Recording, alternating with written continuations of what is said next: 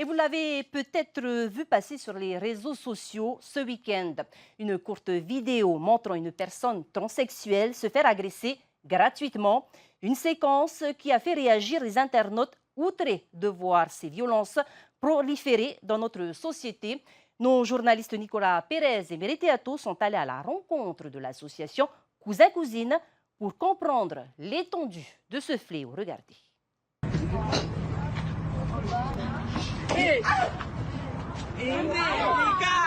Ce week-end, les réseaux sociaux se sont une nouvelle fois fait le relais d'une agression gratuite. Une vidéo de quelques secondes qui montre une personne transgenre se faire agresser dans un snack de la place. Une vidéo d'une extrême violence qui démontre la lâcheté d'un agresseur isolé. Je trouve ça scandaleux, cet acte prémédité qui a voulu faire du mal à une autre personne. Je trouve ça scandaleux et j'espère que cet acte sera puni.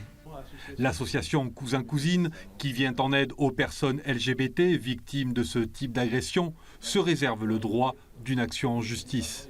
Oui, nous tout à fait, on est prêt à aider cette victime, à porter plainte, à l'aider à rédiger un courrier au procureur de la République ou à l'aider à porter plainte directement au commissariat en présence d'un référent LGBT.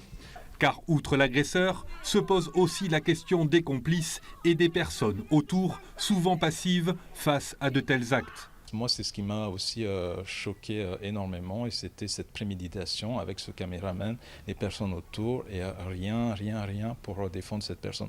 Et la plupart des agressions de ce type à Tahiti, très souvent les personnes sont seules, isolées et les gens ne réagissent pas et laissent cette violence s'exprimer.